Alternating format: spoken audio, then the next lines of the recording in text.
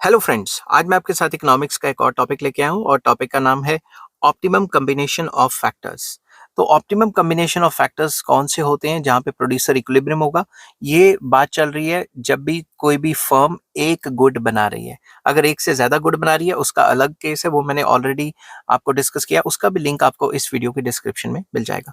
तो production function के topic में हम डिस्कस करेंगे कि ऑप्टिमम कॉम्बिनेशन ऑफ फैक्टर्स क्या होता है, कि किस कॉम्बिनेशन पे, लेबर और कैपिटल के किस कॉम्बिनेशन पे जो प्रोड्यूसर है उसको मैक्सिमम बेनिफिट होगा। ठीक है, इसको हम दो तरीके से, दो कॉन्सेप्ट से और दो तरीके से डिस्कस करने की कोशिश करेंगे।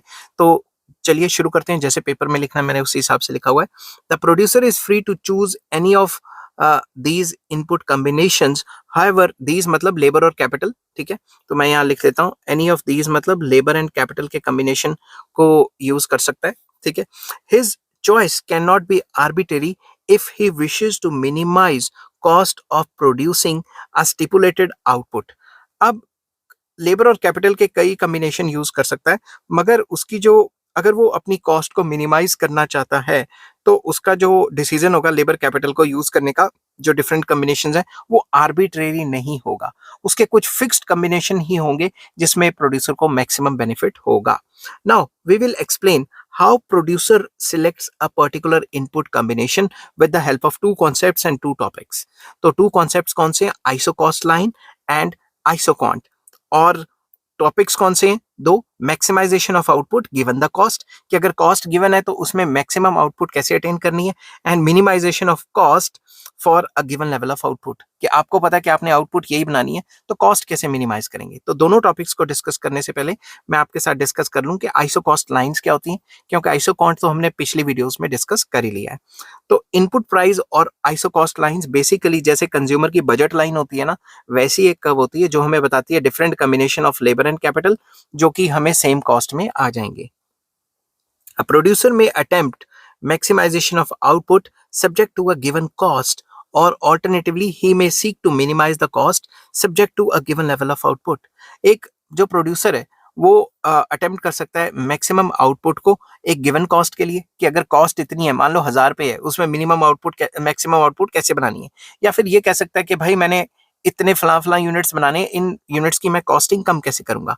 In both the cases for choosing a optimum quantities of inputs, the labor, that is labor and capital, he must consider their physical productivities as well as their prices।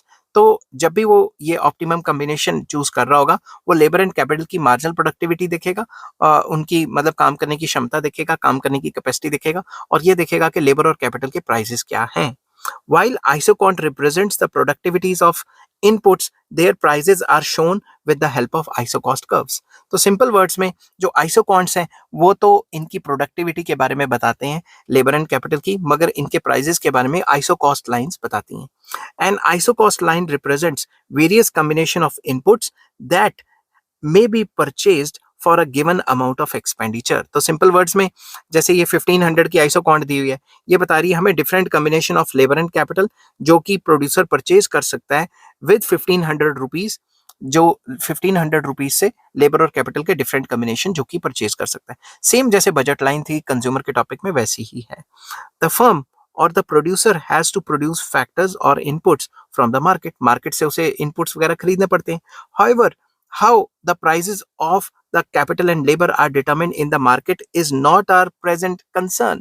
Market में कैसे तय होती हैं इनके प्राइसेस वो अलग topic है, वो फैक्टर प्राइसिंग का चैप्टर है जो कि मैंने अभी अपलोड करना है। ठीक है, वो अलग टॉपिक है। Moreover, the firm is in no position to influence the input prices unless it is monopsonist। और फर्म उनके प्राइसेस को भी डिटरमिन नहीं कर सकती जब तक फर्म के पास मोनोपली पावर या मोनोप्सोनिस्ट ना हो फर्म। उसमें क्या होता है वो मैं अलग टॉपिक में डिस्कस करूंगा क्योंकि वो फैक्टर प्राइसिंग का टॉपिक है। ठीक है, in other words, prices of labor and capital have to be taken as given by the firm operating in the competitive factor market. अगर कॉम्पिटिटिव फैक्टर मार्केट या फैक्टर मार्केट में perfect competition है तो जो already market में rate चल रहा है उसी रेट पे हमें सामान लेना पड़ेगा। Let us now suppose that the firms total cost outlay on the labour and capital is ₹1000। Example के तौर पे जो भी उसका खर्चा आता है लेबर कैपिटल पे वो 1000 है। The firm is free to spend his entire amount on labor and capital, or it may spend it on a combination of both labour and capital. तो उसके पास 1000 रुपये है, वो 1000 रुपये पूरे के पूरे लेबर पे भी खर्च कर सकता है, पूरे के पूरे कैपिटल पे भी खर्च कर सकता है, मगर उनके कम्बिनेशन पे भी खर्च कर सकता है। वो तो उसकी मर्जी है ना, समझ की बात, जो प्रोड्यूसर है उसकी मर्जी है। In the given figure we have shown that if the firm chooses to spend the entire amount of rupees 1000 on the labor input, it can employ OL2 amount of labor। तो अगर उसके पास 1000 रुपये का budget है, अगर वो सारे labour को ही रखना चाहता है तो OL2 अमाउंट ऑफ लेबर आएंगे। And if the entire amount is to be spent on capital, it can get OK2 capital। अगर वो सारे के सारे मशीनें खरीद लेता है तो इतनी मशीनें आएंगी, ठीक है। द स्ट्रेट लाइन K2L2, ये वाली जो लाइन है K2L2, ये वाली स्ट्रेट लाइन, ठीक है, ये हमें ये दिखाती है is an isocost line representing all the combinations of capital and labour which the firm can obtain for rupees 1000। 1000 से different combinations of labour and capital जो कि लिए जा सकते हैं वो दिखाता है ये जो आइसोकॉस्ट लाइन है K2L2। In the given figure the length of OL2 is greater than OK2, मतलब ये जो OL2 है वो लंबा है और OK2 जो है वो कम है। इसका मतलब क्या हुआ, which means that the prices of a unit of labour is less than a unit of capital. इसका मतलब ये कि लेबर सस्ता है इसलिए लेबर ज्यादा आ रहा है 1000 रुपये में, और 1000 रुपये सारे इधर खर्च कर देंगे तो कैपिटल कम आएगा, समझ की बात। The slope of the line K2L2 shows the ratio of input prices। ये जो इसकी जो स्लोप है, ढलान है, वो इसके इनपुट प्राइसेस को दिखाती है। रेशियो है basically price of x, price of labour divided by price of capital, इसको दिखाती है, समझ की बात। तो ये चीज भी मैं डिस्कस करूंगा आपके साथ। Hence, the slope of an isocost line, जिसको हम कहते हैं W by R, W क्या होता है, which is the ratio of the prices of labor, labor के prices जिसको wage rate कहा जाता है, and to the price of capital जिसको R कहा जाता है, समझ की बात। When x axis denotes labor input and y axis denotes capital inputs, तभी ये W by R होएगा। अगर आपने उल्ट पुल्ट दिखा दिया तो वो R by W भी हो सकता है। We can thus generalize that for any isocost line which is always linear, because of the firm has no control over the prices of inputs and the prices remains the same no matter how much quantities of these inputs मतलब how much quantities of these inputs the firm bye, prices same रहेंगे क्योंकि हम ये assume करके चल रहे हैं कि मार्केट में परफेक्ट कंपटीशन है। तो इसकी स्लोप क्या हुई, change in capital by change in labour, that is W by R। W क्या है, प्राइसेस ऑफ लेबर, और R क्या है, प्राइसेस ऑफ कैपिटल, ठीक है। This property of an isocont line is similar to that of the budget line of the consumer। Consumer के budget line की तरह सिमिलर है। However, there is an important difference between the two lines। Budget line और ये जो isocost line है इसमें कुछ फर्क है, छोटा सा फर्क है। Since the consumer's budget is invariably fixed, consumer को तो पहले ही पता है कि उसके पास इतने 1000 रुपए हैं जो उसने खर्च करने हैं। He has single budget line, consumer के पास सिंगल बजट लाइन होती है। The firm generally has no such constraint, firm के पास कोई ऐसा कंस्ट्रेंट नहीं होता, and thus has more than one isocost line, उसके पास फर्म्स के पास एक से ज्यादा आइसोकॉस्ट लाइंस होती हैं।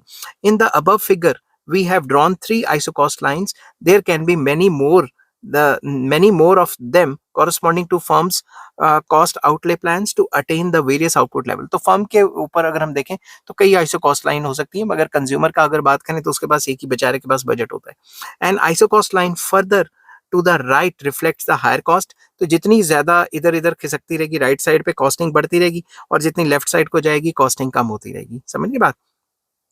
The one closer to the origin reflects the lower cost. तो जितनी लेफ्ट साइड पे आएगी उतनी कॉस्ट जो है वो लोअर होती रहेगी।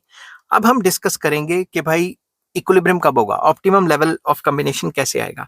तो इसमें फर्स्ट पॉइंट आ जाता है maximization of output for a given cost. एक गिवन कॉस्ट पे आउटपुट को कैसे मैक्सिमाइज करेंगे। A rational producer is expected to maximize output for a given cost. एक रैशनल प्रोड्यूसर चाहेगा कि मैं इस कॉस्ट में ज्यादा से ज्यादा माल बना सकूं। Alternatively he may attempt to minimize cost subject to given level of output. Alternatively जो दूसरा पॉइंट है वो मैंने ये बताया हुआ है कि अगर उसने एक गिवन लेवल ऑफ आउटपुट बनानी है तो कॉस्ट कैसे मिनिमाइज करेगा, वो दूसरे पार्ट में आ जाता है, ठीक है। In this section we shall explain how a producer maximizes his output for a given cost। एक given cost पे अपनी output कैसे maximize करेगा। Suppose the producer's cost outlay is C, मान लो उसकी cost है C, ठीक है, and the prices of the capital and labor are R and W respectively। Subject to these cost conditions, the producer would attempt to attain the maximum output level। अब इस पे वो maximum output level को बनाने की कोशिश करेगा।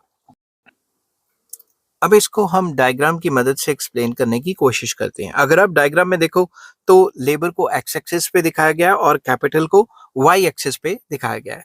Late K L isocost line in the given figure represents the given cost outlay at input prices R and W। तो हम ये मान के चलते हैं कि ये जो के एल है ये हमें आइसोकॉस्ट दिखा रही है कि कंपनी इतना पैसा खर्च करना चाहती है, गिवन कॉस्ट है इतनी, ठीक है। और आर क्या हुआ, price of capital, and W क्या हुआ, प्राइस ऑफ लेबर, मतलब वेज वगैरह। P1 and P2, P1, P2 and P3 are isoconts representing three different levels of output। ये जो P1, P2, P3 हैं, ये तीन आइसोकॉन्ट्स हैं जो डिफरेंट लेवल्स को दिखा रही हैं, डिफरेंट लेवल्स ऑफ आउटपुट को दिखा रही हैं, ठीक है। It may be noted that P3 level of output is not attainable because the available factor resources, that is various labor and capital combinations represented by isocost line KL, are insufficient to reach that output level। अब ये आपको साफ ही देख के लग रहा है ये जो P3 है ये तो हमारी ये जो कॉस्ट लाइन है इससे भी ऊपर है, तो ये तो अनअटेनेबल ही नहीं है। तो फिगर के हिसाब से P1 और P2 अटेनेबल है, इसमें से भी P2 में ही हम रहेंगे, वो मैं आगे एक्सप्लेन करूंगा। In fact any output level beyond isocost line KL is not attainable, या फिर इज अनअटेनेबल, कुछ भी कह सकते हो, क्योंकि वो तुम्हारी कॉस्ट से ऊपर ही निकल गया। समझ गई बात। The producer however can attain any output level in the region OKL। ये जो प्रोड्यूसर है ये OKL, ये जो ट्राइंगल है, या ऑन द लाइन, मतलब ये के और एल लाइन पे या इस ट्राइंगल के बीच में कहीं पे भी जो है प्रोडक्शन कर सकता है। But that would not require all the resources, that is labour and capital inputs that are available to the producer for his cost outlay.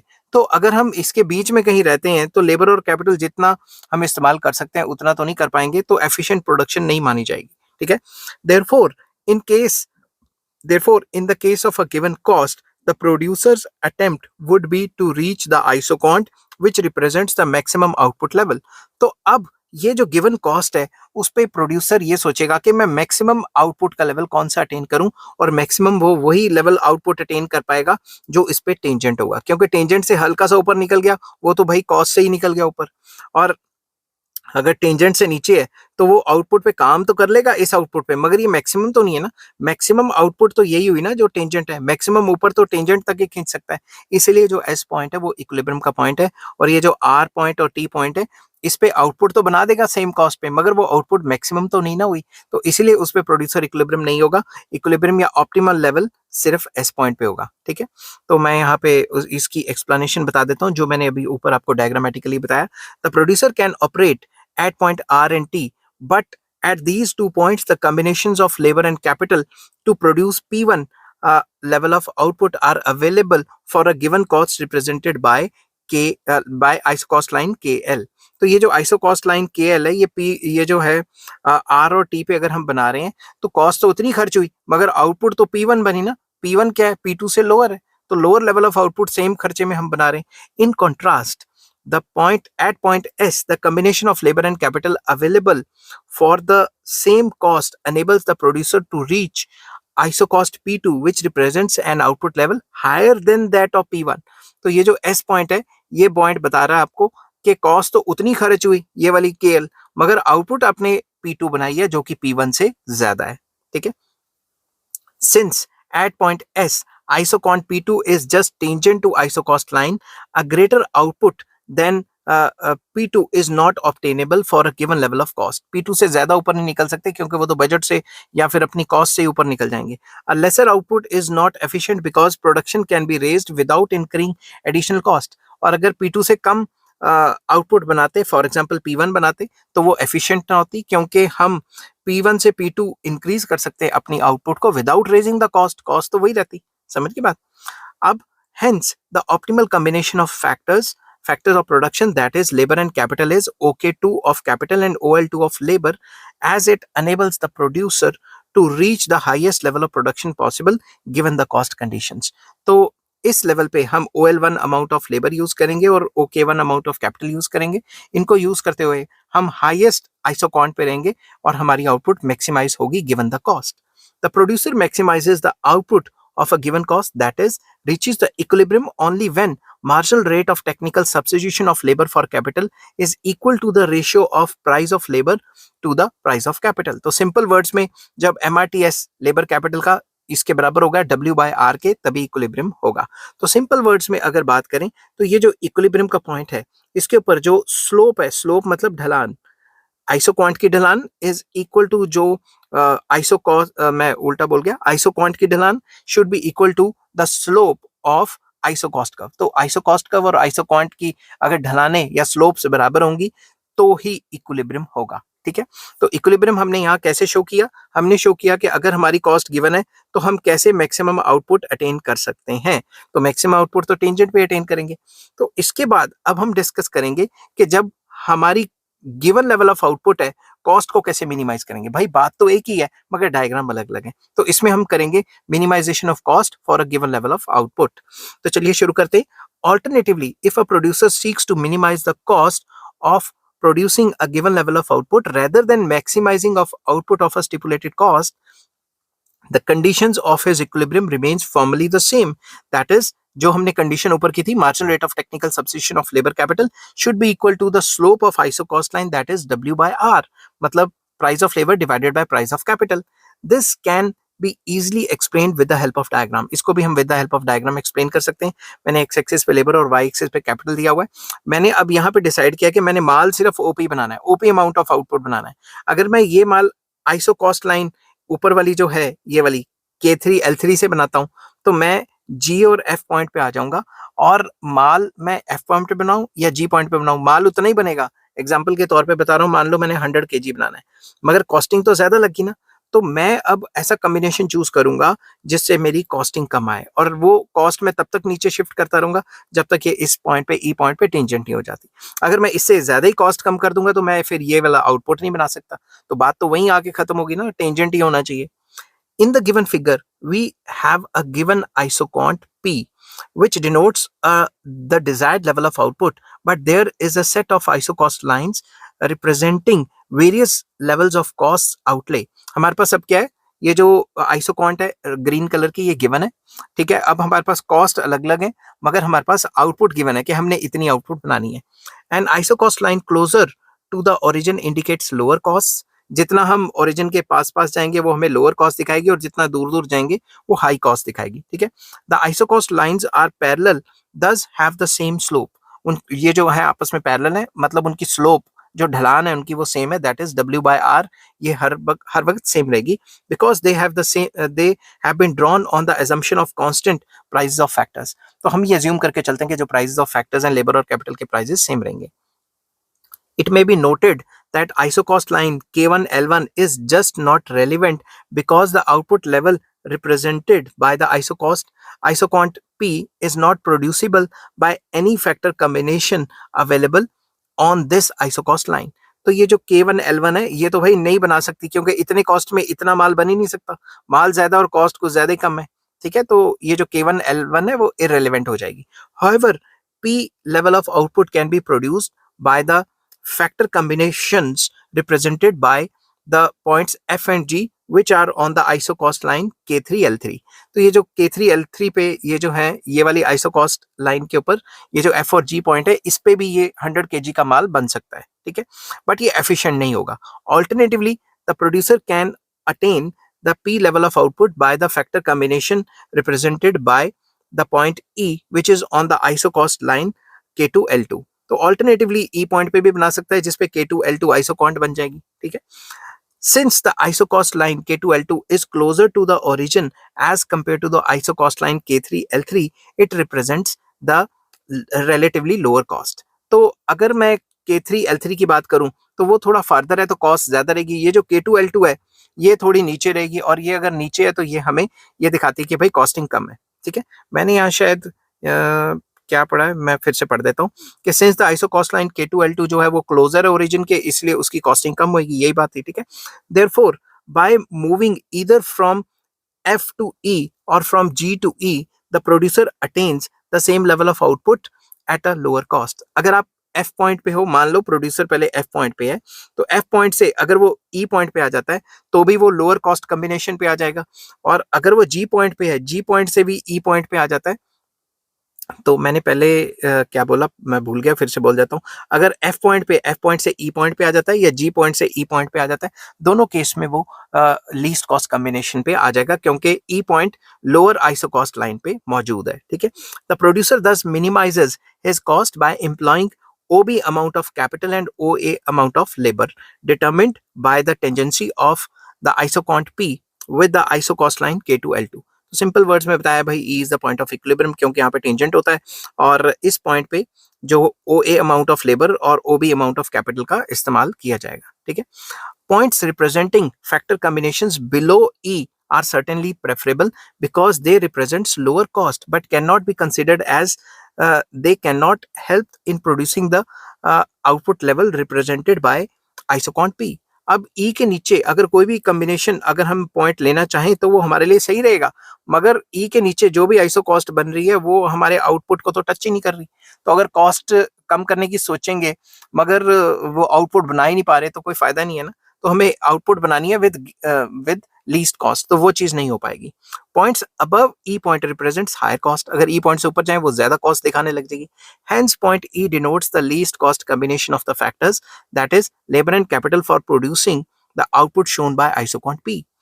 Hence हम कंक्लूड करते हैं इसको, तो ऑप्टिमल कॉम्बिनेशन या optimum combination of factors whether the producer seeks to maximize the output for a given cost or he wishes to minimize cost by a stipulated output is that where marginal rate of technical substitution of labor capital is equal to the ratio of the factor price, that is MRTS labor capital should be equal to W by R। तो W क्या है, price of labour, और R क्या है, price of capital.